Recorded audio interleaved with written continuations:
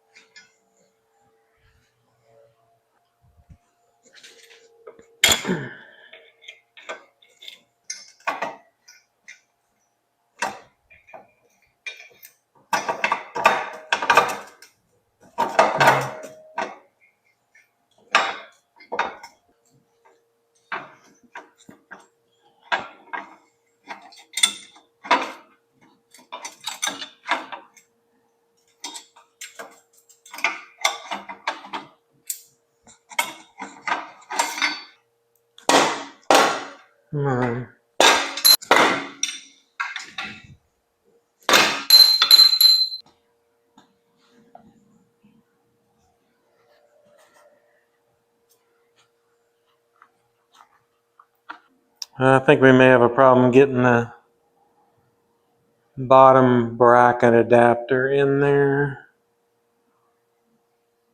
It seems like there's a lot of stuff going on in here. A ridge. And I don't know what else. Some welds. Well, let's see what happens.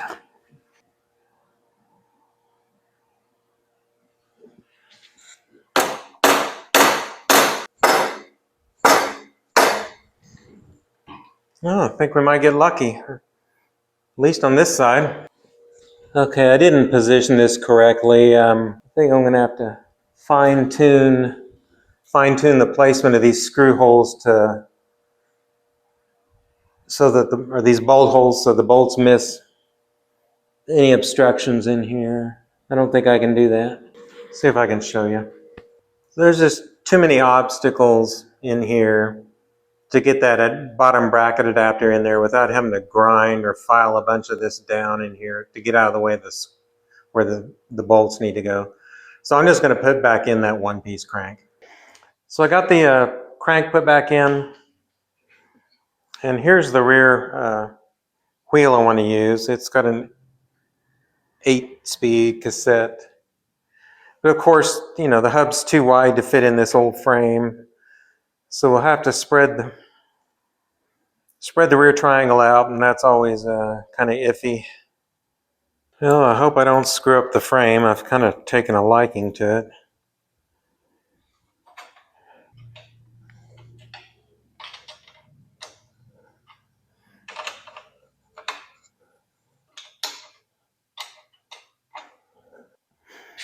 Yeah, I've just widened this to the max of this axle. I didn't measure anything, but can't go too far. It'll easily come back in.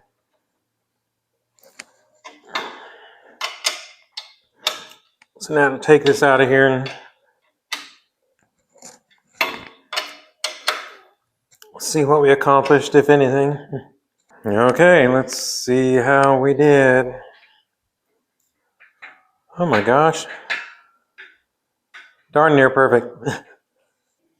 Oh, I think we may have a problem here.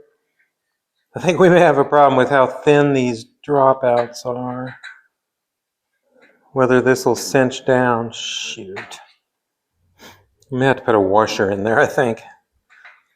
It doesn't want to cinch down tight enough. These dropouts are so thin. Speaking of the dropouts, this one's a little tweaked. And then I need to align the dropouts. Since we spread the triangle out, now our dropouts are going to be at an angle, so we need to bring them back in. Left dropout was tweaked pretty bad, so I just stuck it in the vise and flattened it out. My primitive dropout alignment tool here. It's a couple axles and nuts and some BMX pegs that I've chopped in half.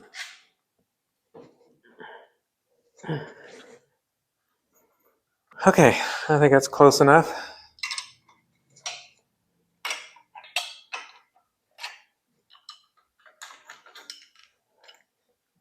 I don't know if you can see it, but I just noticed how this dropout's spread out so much.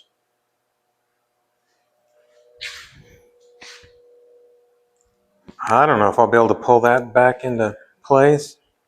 Yeah, it may have happened when I stuck it in the vise, I guess. Okay, I don't think that's going to work.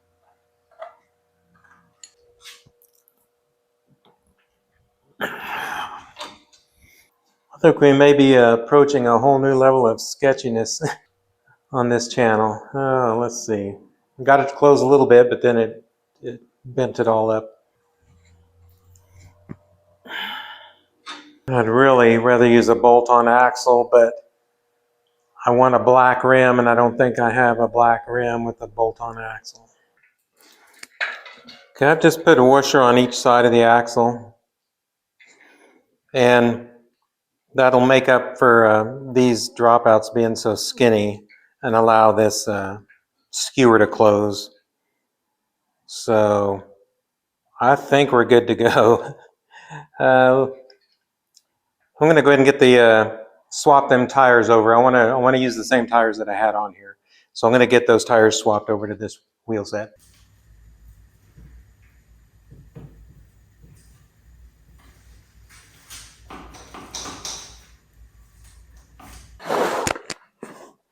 Okay, I got those tires mounted on the rims,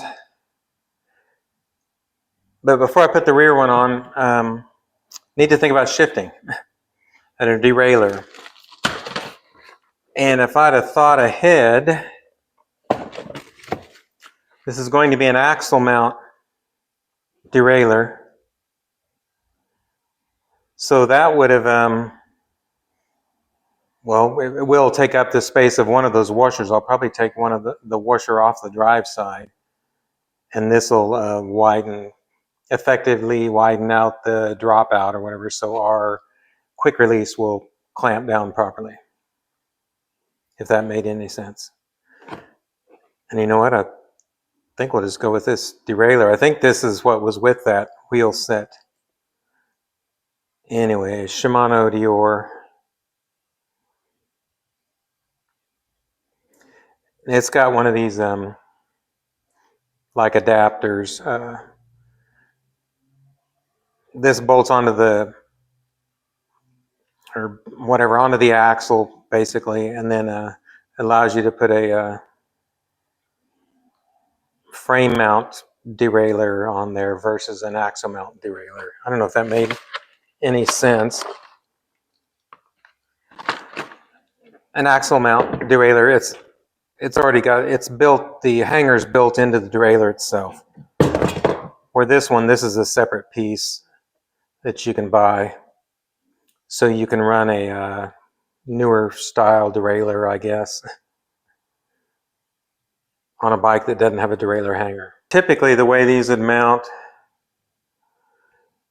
is this nut and bolt go in here, and that clamps down, and that holds your derailleur in place whenever you have to remove the wheel or axle. Keeps your derailleur there. Now we want to go back in. See, that takes up space in your dropout though, and I want to be able to go back all the way I can, as far as I can, especially because over here the front part of the dropout is pretty janky. So what we're going to do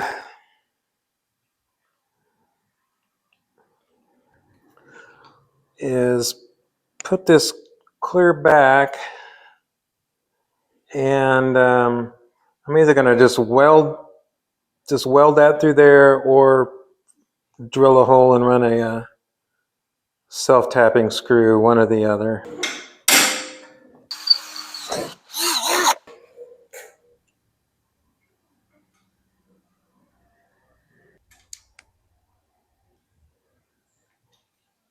Let's see.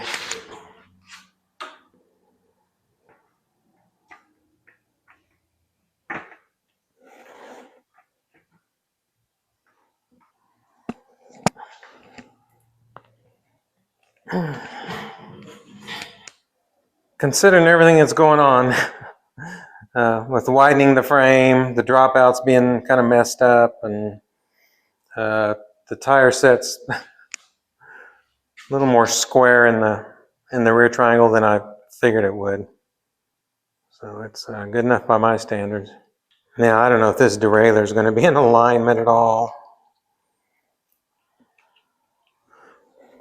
Well, as long as we get some of these 8 gears, we'll call that a win.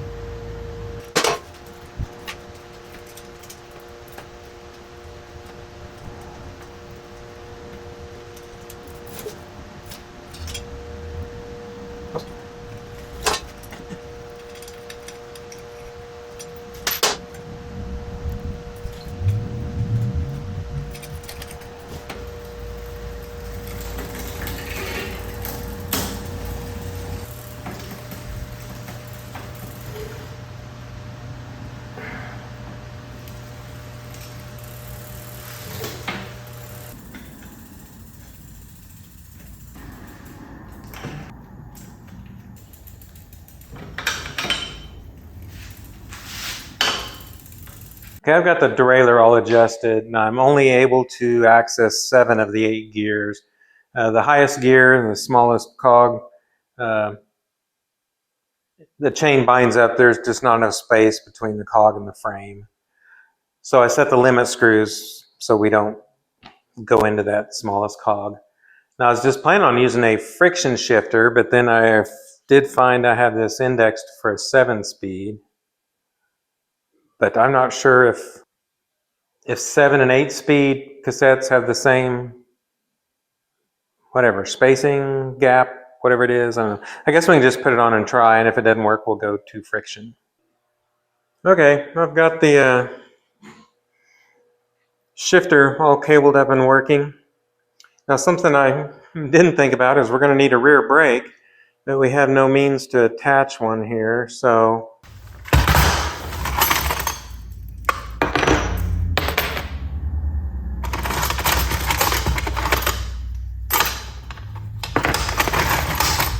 now this fender brace here does have a small hole on one side of it, but not the other. I think I'll take the wheel out, drill that hole out all the way through this top, and then modify this to mount there, and then mount our caliper brake to it.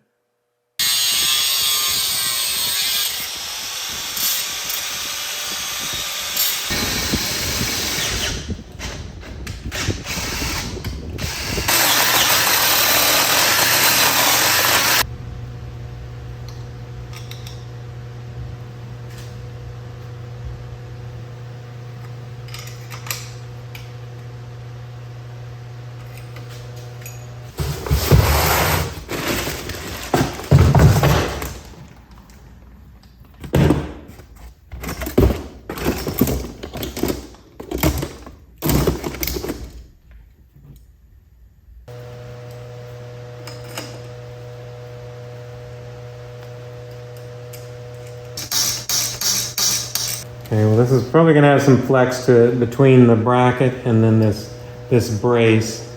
Okay, we're going to need a brake lever for the rear brake. I don't think I have one to match what's already on there, though.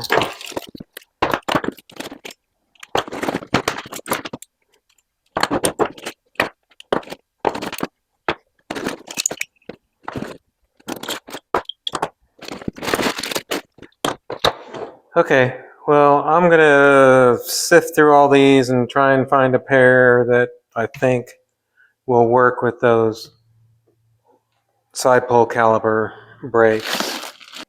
So here's the levers I decided on. They're lychee.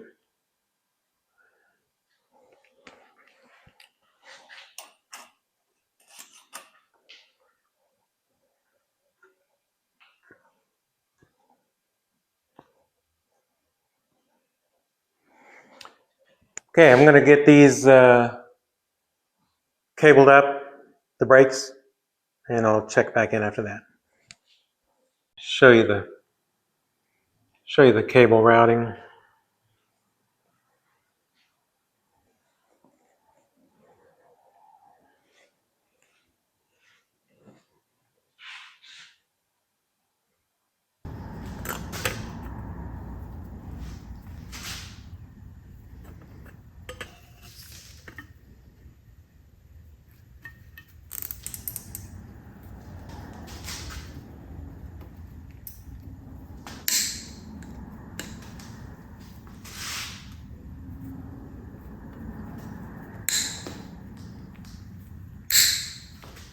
So something I did here where we mounted that bracket for the brake, I put a nut in there to use as a spacer, so whenever I tighten this bolt down, it didn't collapse this all the way.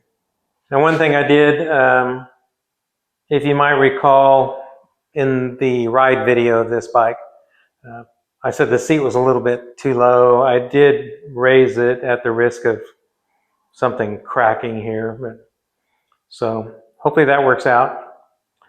We now have gears, so I think that's everything. Just now to see how it rides.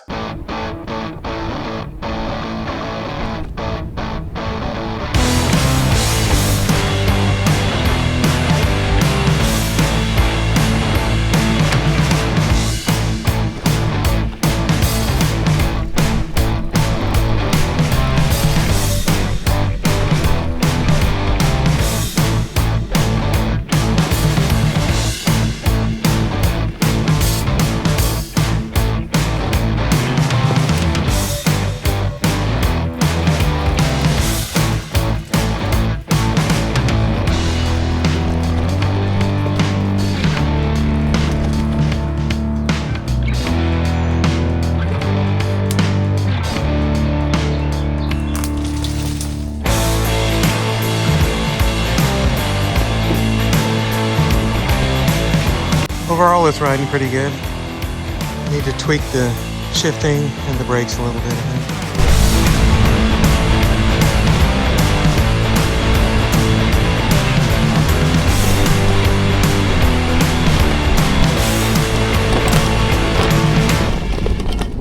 think. These milkweeds have got to be my favorite wildflower out here. Gorgeous. These black-eyed Susans, another favorite. Kind of like the verbena too. Oh yeah, and the sunflower. Wildflower appreciation break.